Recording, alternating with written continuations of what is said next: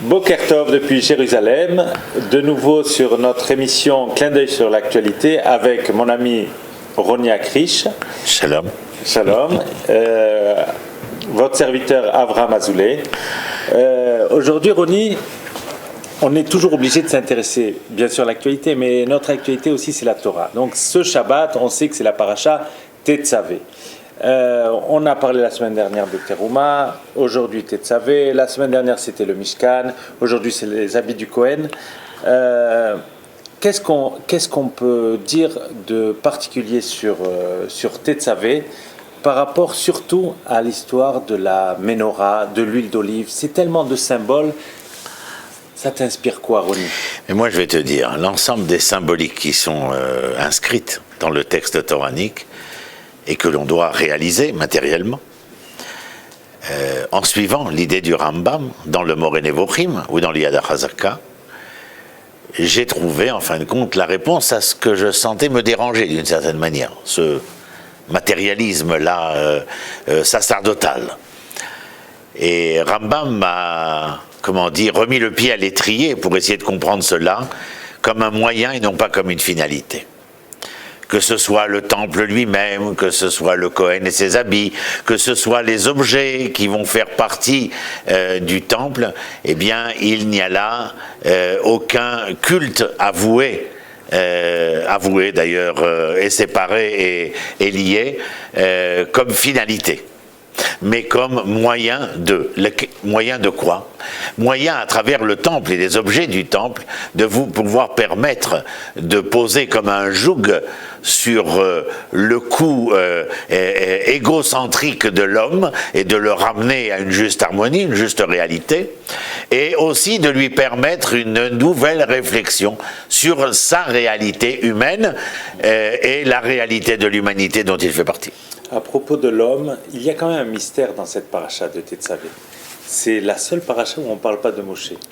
Il a disparu? Que s'est-il passé? Bien, disons qu'il laisse place au Kohen, c'est-à-dire il laisse place à Aaron. Et puis on sait aussi dans le Midrash que c'est la date, la semaine, date anniversaire de son décès, de sa disparition. Il y a comme une idée, un relent prémonitoire de sa disparition, mais c'est surtout d'abord et avant tout parce que cette paracha de Tetzavé laisse place à ce côté dont je disais tout à l'heure la définition sacerdotale, c'est-à-dire le pouvoir que vont avoir les Kohanim dans le sens de la culture, de l'éducation et du service à l'Éternel, alors que Moshe représente, si tu veux, à ce moment-là, l'exécutif qui devra devenir législatif par l'intervention de Yitro, mais essentiellement... Moshe se serait effacé pour laisser la place à d'autres? Oui, pas effacé pour laisser place à d'autres, mais si on ne rappelle pas Moshe, c'est pour nous faire entendre que lorsque le pouvoir sera établi au sein de l'étatisation d'Israël, eh bien, il faudra bien sûr reconnaître les pouvoirs en place, mais reconnaître les pouvoirs en place, c'est faire comprendre à chacun des pouvoirs composites de l'État, eh bien, qu'il n'est que dans la pleine coïncidence, dans la pleine harmonie avec ce que les autres représentent, ce qu'en démocratie nous connaissons comme le judiciaire, le législatif et l'exécutif. Il est bien évident que le juge ne peut pas être le président ne peut pas être l'Assemblée.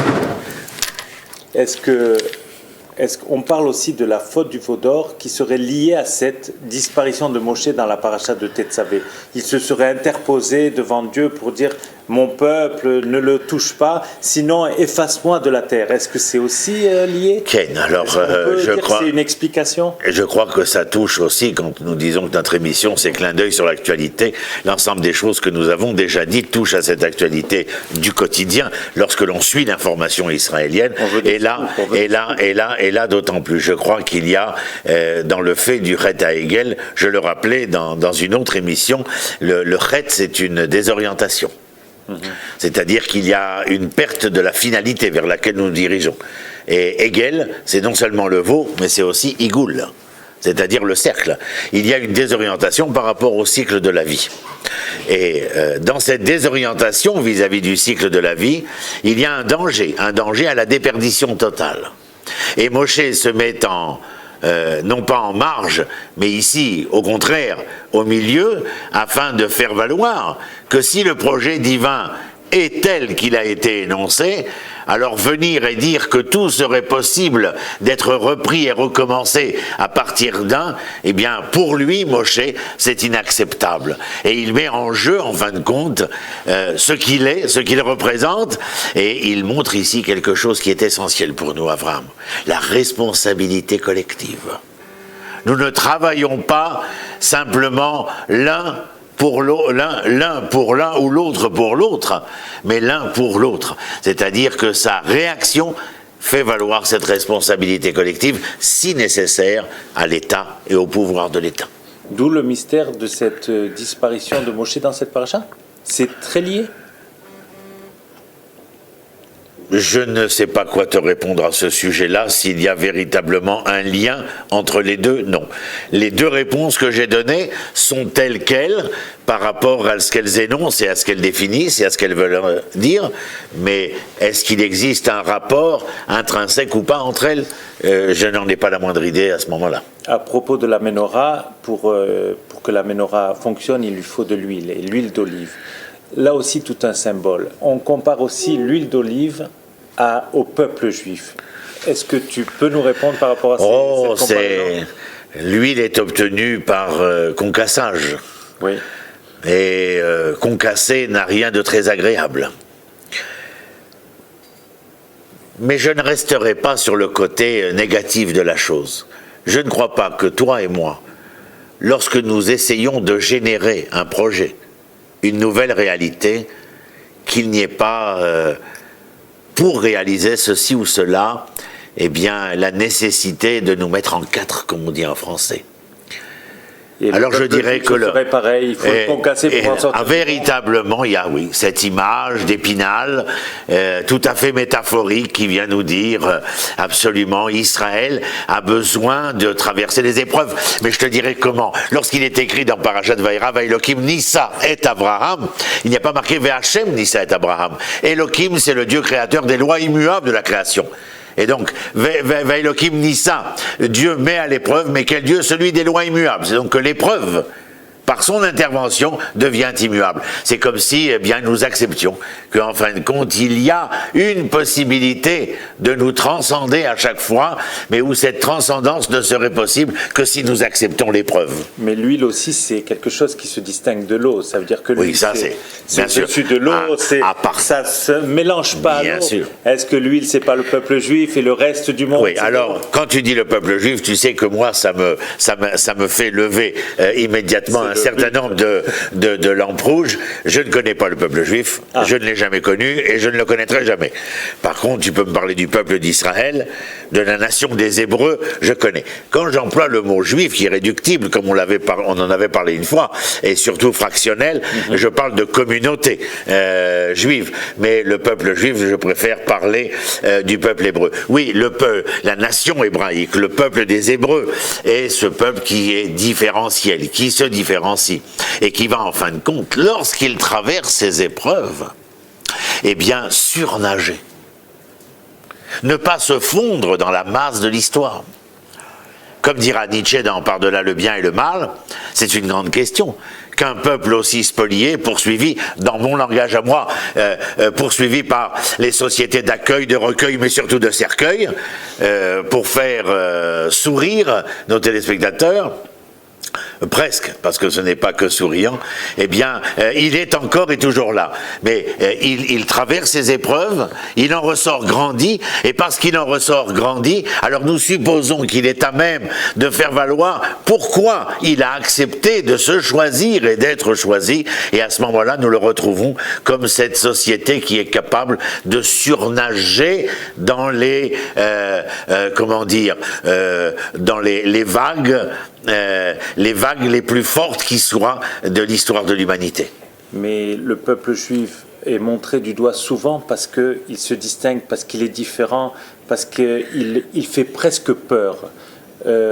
Comment un peuple qui est censé amener la lumière aux nations doit se distinguer au lieu de rentrer dans la masse et de montrer l'exemple? Alors, tant que nous étions en exil, les Juifs étaient la tête de Turc, entre guillemets, comme nous disons. Ça a changé. Non, je pense pas.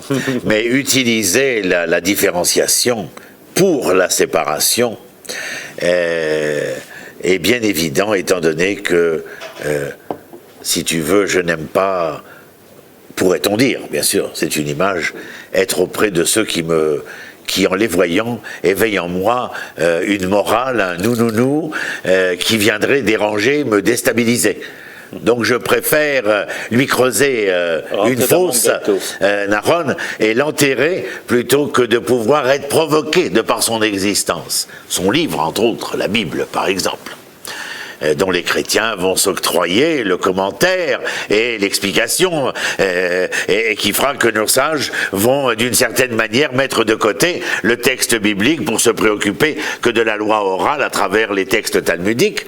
Mais en tout état de cause, maintenant que nous sommes redevenus un peuple souverain et indépendant, enfin en voie de souveraineté et en voie d'indépendance absolue, eh bien nous sommes encore une fois montrés du doigt. Non pas parce que nous sommes foncièrement séparés des nations, mais peut-être, oserais-je dire, et ce n'est pas un scoop, que nous refusons à dévoiler ce qui nous différencie. Mais pour avoir ce message aussi fort, est-ce qu'il faut rester complètement nous-mêmes ou nous fondre? Parce qu'aujourd'hui, on voit quand même qu'il y a un retour de beaucoup de personnes, pour revenir à l'actualité, de personnes connues, célèbres, les BHL, les Finkielkraut, les Drucker, qui reviennent à leur source, à leur origine. Comment tu peux expliquer ce phénomène de retour, de ne plus avoir honte finalement de cacher leur source? Moi, je te dirais que ce que je conçois comme essentiel, bien que ce que tu viens de citer et raconter soit important, mais je crois que l'essentiel aujourd'hui, et le monde le sait, c'est d'ailleurs la raison pour laquelle il est omnibulé par cette existence, celle de l'État d'Israël. Et si je considère l'omnibulation des nations concernant l'État d'Israël, alors bien entendu, je ne peux pas m'arrêter simplement à des cas de figure singulières. Mais essayer de considérer que si l'État éveille au sein des nations un tel intérêt, ou chez certains une déférence, et chez beaucoup un anti-israélisme profond, la société israélienne, elle m'intéresse au-delà de tout pour elle-même. Non pas que je sois de ceux qui appellent à un repli sur soi, un ostracisme quelconque, bien au contraire, je demande à une ouverture, mais lorsque cette ouverture est afin de venir et d'affirmer ce en quoi nous croyons essentiellement. Le fait qu'un Premier ministre, un ancien Premier ministre, un président d'État, des ministres, des députés, des hommes qui sont aux rênes du pouvoir et de la loi et du droit en Israël se retrouvent en prison est pour moi un exemple parmi tout ce que j'attends de la formulation de l'honnêteté, de l'identité morale de la manière d'être hébreu. Tu ne vois pas ça comme une époque sombre de notre histoire? Pour ces hommes, Premier ministre, oui, président rentre, ou même les rabbins. Bien sûr, j'allais les oublier. Et ils ne sont pas des moindres, puisque eux ne se sont, enfin, je parle du pouvoir séculier, ils ne se réclament pas d'une autorité morale, si ce n'est dans ses déclarations politiques. Mais les rabbins ont une responsabilité que s'ils le veulent ou non, eh bien, relève de la spiritualité, et dans cette spiritualité, de la moralité comme précepte et de l'éthique comme application. Et bien entendu que là, alors je peux bien sûr regarder cela comme étant un élément contrariant la réalité d'Israël, mais en fin de compte, ce ne sont que des figures. Ce ne sont que des figures, mais lorsque je vois la société réagir face à ces figures, cela me console, cela me conforte dans le fait que... Une société saine qui réagit et qui... Une démocratie... c'est une société qui n'est pas saine dans le sens de l'absolu, mais qui est saine dans le sens qu'elle est capable d'accepter qu'il y ait des frontières que nous ne pouvons pas outrepasser. Et dans cela, je montre une certaine, une certaine éthique foncièrement hébraïque face à cela. Parce que Israël est conscient que si les temples ont été détruits, ce n'est jamais parce que nous avons fait ou pas Shabbat, mais parce que le précepte moral et la pratique éthique a été contrariée par le meurtre, par l'inceste, par la haine, etc., etc. Et c'est dans cela que si nous reconstruisons un jour le troisième temple, il ne sera seulement conséquent de la construction que nous aurons été capables de réaliser chez l'homme, pour l'homme, aux fins d'une humanité différente. Rony, merci. Toujours un grand éclairage après cette entrevue, et pour moi, et pour les gens qui nous regardent. On se retrouve la semaine prochaine. Bezrat Hashem, avec plaisir. Toda Rabba.